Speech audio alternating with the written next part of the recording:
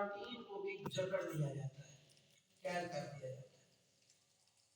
ایک روایت کے مطابق رحمت کے دروازے کھولے جاتے ہیں، ایک میں جنت کے دروازے ہیں، ایک میں آسمان کے دروازے ہیں، ایک روایت میں رحمت کے دروازے، ٹھیک ہے تین میں۔ اور شیاطین کو جکڑ لیا جاتا ہے۔ شیطان کو جکڑ کر کہاں رکھا جاتا ہے؟ یہ بڑا ایک انٹرسٹنگ سوال ہے، شیطان کو جکڑ لیا، کہاں رکھا بھائی شیطان؟ تو کثیر حدیث میں یہ بات بیان کی گئی کہ شیطان کو جکڑ کر سمندر میں ڈال دیا جاتا ہے، سمندر میں ڈال دیا جاتا ہے کہ وہ بنی آدم کو جو ہے وہ عبادت سے روکے تھے۔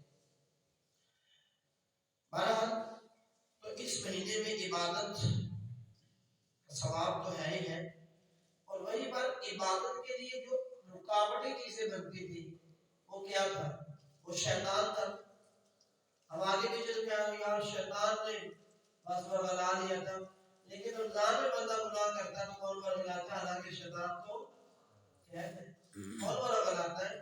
تو اس کا نفس امارہ ہے، کیونکہ 11 مہینے گناہ کر کے اب وہ نفس جو ہے وہ موٹا ہو چکا ہوتا ہے اندر سے، تو اب وہ نفس امارہ ہے جو اس کو گناہوں کی طرف مائل کرتا ہے۔ اب رمضان میں شیطان پر اب ہم تہمت نہیں لگا سکتے، اب ہم اپنے نفس امارہ کو یہ گناہ ادا کریں گے۔ اب جتنے بھی گناہ ہو رہے ہیں اپنی نفس امارہ کی شامت ہے۔ اللہ مسلمانوں کو عقل سلیم دے۔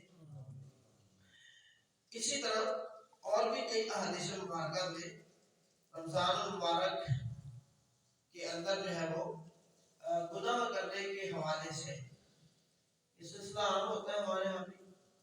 اللہ مسلمانوں کو عقل سلیم دے۔ یہ ایک بہت بڑا جرم ہے، اور انشاءاللہ میں عرض بھی کرتا ہوں، بخارا میں ایک مجوسی شخص تھا، اور ایک مرتبہ رمضان شریف میں اپنے بیٹے کے ساتھ مسلمانوں کے بازار سے گزر رہا تھا۔ مجوسی شخص وہ ہوتا ہے کہ جو آگ کی پوجا کرتے ہیں۔ تو ایک مرتبہ اپنے بیٹے کے ساتھ مسلمانوں کے بازار سے گزر رہا تھا، اور مہینہ رمضان کا تھا۔ تو اس کے بیٹے کو کوئی علانیہ چیز کھاتے اس نے دیکھا، تو مجوسی نے اسے دیکھ کر ڈانٹا، کہا تجھے شرم نہیں آتی؟ ڈانٹا اور ساتھ میں تھپڑ بھی نصیب کیا، کہا تمہیں شرم نہیں آتی؟ رمضان کا مہینہ ہے، مسلمانوں کے بازار سے تو گزر رہے اور تم اس کی ادب نہیں کر رہے ہو، اعلان اعلان کھا رہے ہو۔ لڑکے نے جواب دیا، ابا جان آپ بھی تو رمضان شریف میں کھاتے ہیں۔ والد نے کہا کہ میں مسلمانوں کے سامنے نہیں کھاتا، بلکہ اپنے گھر میں چھپ کر کھاتا ہوں، اعلان اعلان نہیں کرتا، اس ماہ مبارک کی بے حرمتی میں نہیں کرتا۔ کچھ عرصے بعد اس شخص کا انتقال ہو گیا، کسی نے خواب میں اس کو جنت میں ٹہلتے ہوئے دیکھا، تو حیرت سے پوچھا تو مجوسی تھا، جنت میں کیسے آ گئی ہے؟ کہنے لگا واقعی میں مجوسی ہی تھا، لیکن جب موت کا وقت قریب آیا تو اللہ عز و جل نے احترام رمضان کا احترام کرنے کی برکت سے مجھے اللہ نے دولت ایمان سے سرفراز فرمایا، اور مرنے کے بعد جب مجھے ایمان مل گیا تو مرنے کے بعد اللہ تعالیٰ نے مجھے جنت بھی عطا فرما دی۔ ایک کافر کو اگر ادب رمضان کرنے سے اگر ایمان مل سکتا ہے، تو اگر مسلمان رمضان کا ادب کرے گا تو اللہ تعالیٰ کی بارگاہ میں کتنا مقبول ہوگا، اس کو کتنی فضیلت ملے گی۔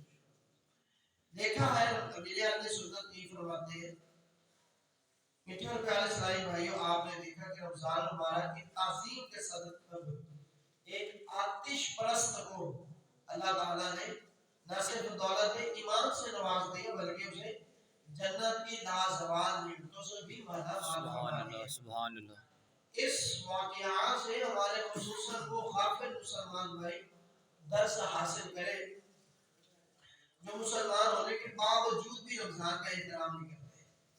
اول تو روزے رکھتے ہی نہیں، پھر چوری اور سینہ زوری کا سلسلہ عام ہوتا ہے، لوگوں کے سامنے مسلمانوں کے سامنے سگریٹ نوشی کرتے ہیں اور پان چباتے ہیں۔ اسی طرح بعض کو اتنے بے باک اور بے مربت ہوتے ہیں کہ سرے عام پانی پیتے ہیں بلکہ کھانا بھی کھا ڈالتے ہیں۔ فقہاء کرام ایسے اس مسلمانوں کے لیے کیا ارشاد فرماتے ہیں؟ فقہا کہتے ہیں جو شخص رمضان میں دن کے وقت بغیر کسی مجبوری کے روزہ نہیں رکھتا، بادشاہ اسلام کو اس بات کی اجازت ہے کہ وہ اس کو قتل کر دے۔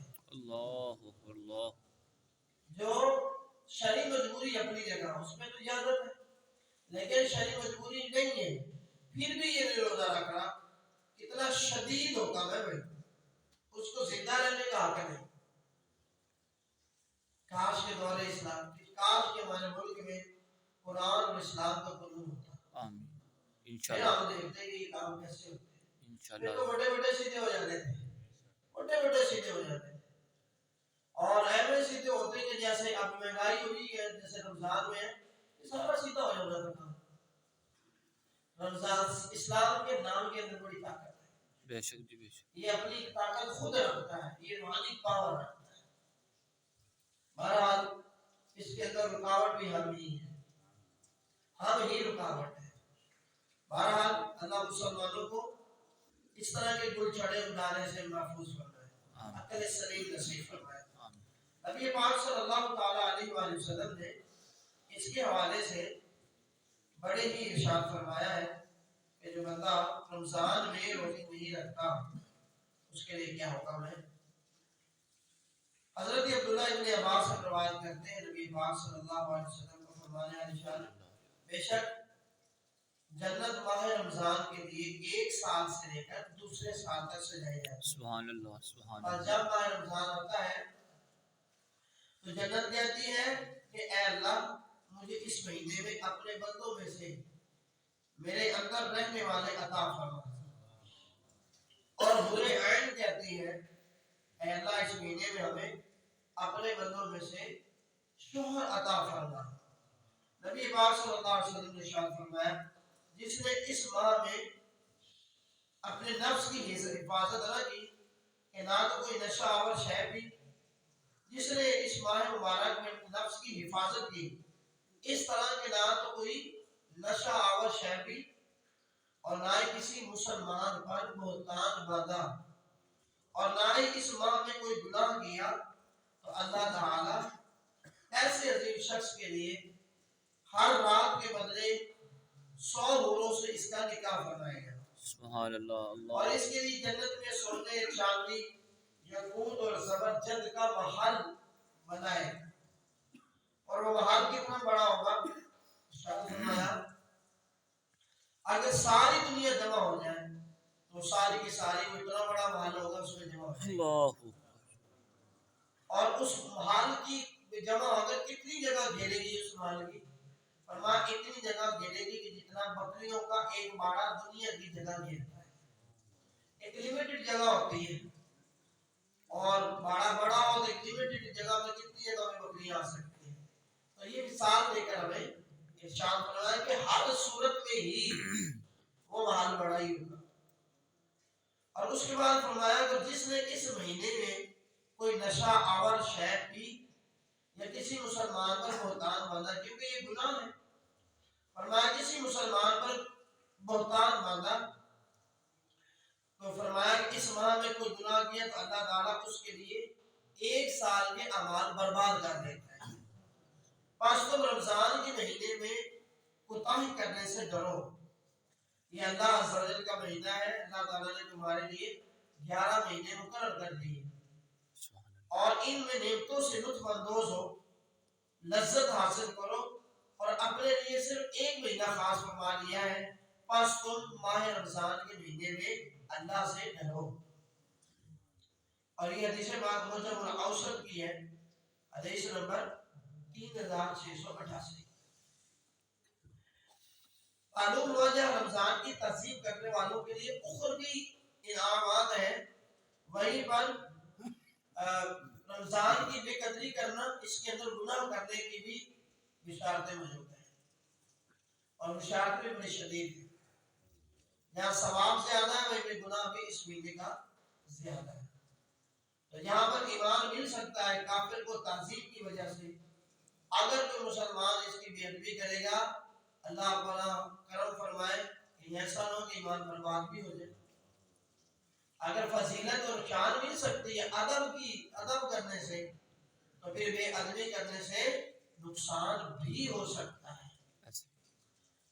नबी पाक सल्लल्लाहु अलैहि वसल्लम ने फरमाया जो चीज ज्यादा मिकदार में नशा लाए, हमने चूंकि नशे की बात पिछली हदीस में सुनी, जो फरमाया जो चीज ज्यादा मिकदार में नशा लाए तो उसकी थोड़ी सी मिकदार भी हराम है। फिर उसके बाद इरशाद फरमाया, और ये हदीस सुनन अबू दाऊद की है। एक और हदीस के बाद अबू दाऊद शरीफ की, मोमिन पर बोतान बांधना भी हराम है। इसकी बात हम पहले कर चुके हैं। ये जिस मुसलमान ने कोई अमल नहीं किया, अगर कोई किया है तो किसी के सामने उसकी बात की तो गिबत है, और गिबत की सजा ये है कि उसको अपने मुसलमान भाई का कच्चा गोश्त खाने का कहा जाएगा। इसकी वाइड बयान की गई, और कच्चा गोश्त कौन खा सकता है। और दूसरे नंबर पे अगर उसने वो अमल नहीं किया फिर भी उस पर बहुत जड़ दी है, तो उसे हमारे यहाँ लाइट नहीं लिया जाता, कोई मसला ही नहीं। इसने ये किया, उसने वो की, उसने ये किया, उसने आज कर दी। तो हम बोहतान लगाने के तो बड़े माहिर हैं, बड़े माहिर हैं। बोहतान की क्या सजा है? फरमाया बोहतान हराम है और जहन्नुम में ले जाने वाला काम है।